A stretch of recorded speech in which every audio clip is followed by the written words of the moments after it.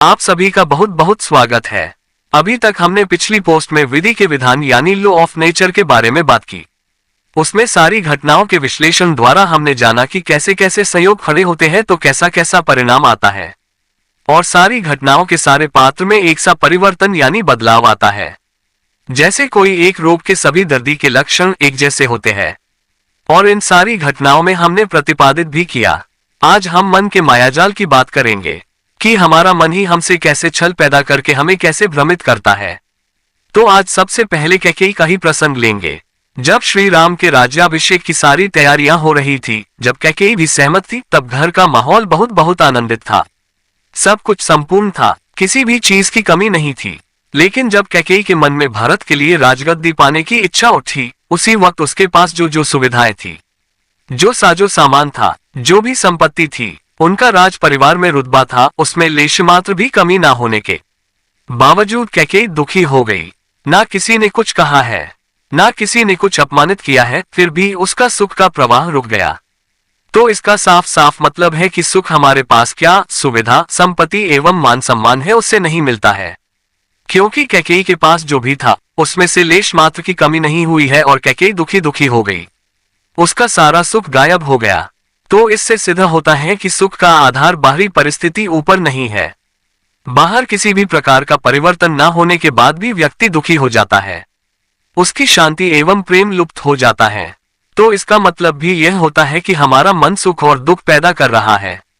और एक बड़ी बात कि भारत के लिए राजगद्दी न होना भी दुख का कारण नहीं है, क्योंकि उसके बिना भी अब तक सुख, चैन, शांति एवं प्रेम पूर्ण जीवन जिया है। और हम सब ने भी देखा और सुना है, यानी बाहरी परिस्थिति हमारे सुख, शांति, आनंद एवं प्रेम के लिए जवाबदार नहीं है। वैसे दुख के लिए भी उसकी जवाबदारी नहीं है। सिर्फ और सिर्फ हमारा मन ही अपनी अवस्था अनुसार सुख या दुख पैदा कर लेता है।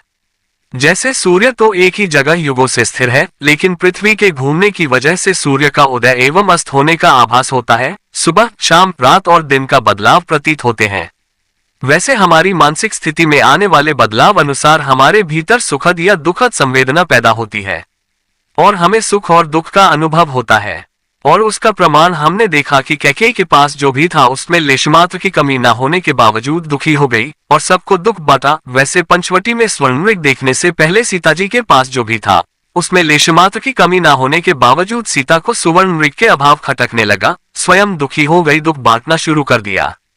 वैसे सुपर्णखा से सीता जी की प्रशंसा सुनने ने पहले रावण का पास जो भी था उसमें से किसी भी चीज की कमी न होने के बावजूद रावण अपने सुख और शांति से वंचित हो गया। और बड़ी खूबी की बात भी यह है कि सीता का अभाव भी दुख का कारण नहीं है, क्योंकि उसके बिना भी सुख पूर्वक जिया जाता है, उसका उसे स्वानुभव था। वैसे सलीम ने जब तक अनारकली को नहीं देखा था तब तक उसका जीवन परिपूर्ण था, किसी भी चीज की कमी नहीं थी। बाप बेटे में जान न्योछावर करने तक का अपूर्व प्रेम था। लेकिन अनारकली को देखने के बाद उसके पास जो भी सुविधा थी, जो मान सम्मान था, उसमें लेशमात्र की कमी न होने के बावजूद दुखी दुखी हो गया। उसका सारा सुख बाष्पीभवन होते देखा है, और अनारकली का अपने जीवन के सुख का आधार होना भी प्रमाण नहीं है, क्योंकि उसके बिना भी पूर्ण आनंद, शांति एवं प्रेम से भरपूर जीवन का स्वानुभव है। और आखिर में वह 3-4 साल का बच्चा जो अपने पास जितने भी खिलौने थे उससे खुश था, बड़ी मौज में खेल रहा था। माँ और बेटे में अपूर्व प्रेम था, लेकिन गुब्बारा देखते ही उसकी मनोदशा घूम गई। सब सुख, शांति और आनंद स्वाहा हो गया और गुब्बारे का अभाव खटकने लगा। और गुब्बारे बिना सुख से जीने का स्वानुभव होने के बावजूद दुखी दुखी हो गया, यहाँ तक कि उसके जीवन का आधार जैसी उसकी माँ को भी मारने लगा। तो इन सारी घटनाओं के अभ्यास से हमें इस परम सत्य को हमें स्वीकारना ही पड़ेगा कि सुख और दुख मन की पैदाइश है। वह जब जब चाहता है तो हमें सुख के महासागर में डुबो देता है और पलक झपकते ही दुख की खाई में धकेल देता है। लेकिन इसका भी लॉ ऑफ नेचर यानी विधि का विधान है कि जब जब किसी परिस्थिति का हमारे भीतर से स्वीकार होता है तब तब हमें सुख का अनुभव होता है, और जब जब हमारे भीतर से उसी परिस्थिति के बारे में अस्वीकार उठता है तो हम दुख का अनुभव करते हैं। ये बिल्कुल एक मैकेनिज्म है, एक यांत्रिकता है। जैसे हम हमारे घर के पंखे का रेगुलेटर 1 नंबर पर रखते हैं तो पंखा धीमा चलता है, और 5 पर रखते हैं तो फास्ट चलता है। और इस सत्य को हमारी सारी घटनाओं में प्रतिबिंबित होते देख सकते हैं। जैसे कि जब तक कैकेयी को खुद को स्वीकार था कि श्री राम राजा बने तो स्वयं श्री राम का श्रृंगार खुशी खुशी कर रही थी। लेकिन जैसे ही उनके भीतर अपने बेटे भरत के लिए राजगद्दी पाने की इच्छा उठी और उपस्थित परिस्थिति का इनकार उठा कि तुरंत उसी वक्त जैसे हम पंखे के रेगुलेटर की स्थिति बदलते हैं और पंखे की गति में बदलाव आता है, वैसे कैकेयी के मनोभाव में बदलाव आ गया और वह दुख से पीड़ित हो गई और कोप भुवन में जाके अंधेरा करके बैठ गई। सुख के सर्वोच्च शिखर से दुख की गहरी खाई में गिर गई। वैसे पंचवटी में सीताजी अयोध्या के सारी सुख सुविधा छीन जाने के बाद भी आनंदित थी। उस व्यवहार प्रेमपूर्ण था क्योंकि उनका स्वीकार भाव था, लेकिन स्वर्णरेख को देखते ही उसे पाने की इच्छा उठी और उपस्थित परिस्थिति का अस्वीकार उठा कि परिणाम स्वरूप उनके मन से दुखद संवेदना का प्रवाह फूट पड़ा। वैसे रावण भी सीता के बिना उसके जीवन के सर्वोत्तम सुख के महासागर में विहार कर रहा था। उसके पास जो भी था उससे वह संतुष्ट था, पूर्णतया स्वीकार भाव से भरपूर था। लेकिन सुपर्णखा से सीताजी के सौंदर्य की प्रशंसा सुनकर उसे पाने की इच्छा उठी और अब उसे पाके ही रहूंगा। और उसके साथ ही उसी वक्त उसकी मनोदशा घूम गई। उसके भीतर से उठता स्वीकार भाव लुप्त हो गया और जैसे ही अस्वीकार उठा कि तुरंत दुख का प्रवाह शुरू हो गया।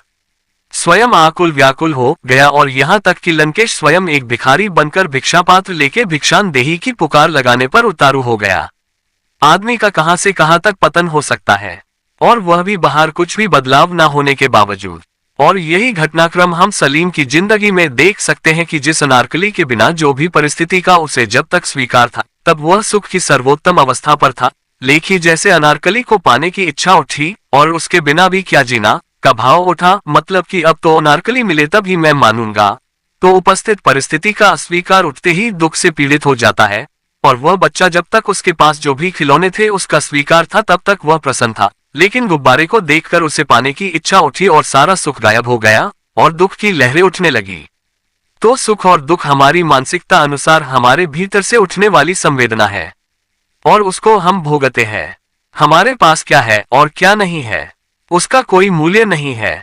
इस परम सत्य का एक और सबसे बड़े सत्य का भी साक्षात्कार करते चले कि जब भगवान श्री कृष्ण अर्जुन का रथ लेकर कुरुक्षेत्र के मैदान में आते हैं और अर्जुन को कहते हैं कि तुम सारी व्यूह रचना देख लो, और अर्जुन के भीतर अपने सारे आत्मीय और गुरु को देखकर लड़ने से इनकार उठा, तो दुखी होकर गांडीव कृष्ण के चरणों में रख दिया और कहा कि मुझे से यह नहीं होगा।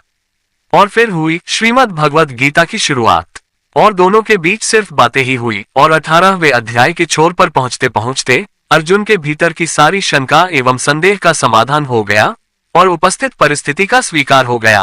तो स्वयं उठकर के बोला कि लाओ मेरा गांडीव, मैं युद्ध करूंगा। तब बाहर किसी भी चीज में कोई भी परिवर्तन नहीं आया था, सामने हर कोई वही के वही थे, सिर्फ अर्जुन की मनोदशा में ही परिवर्तन आया था।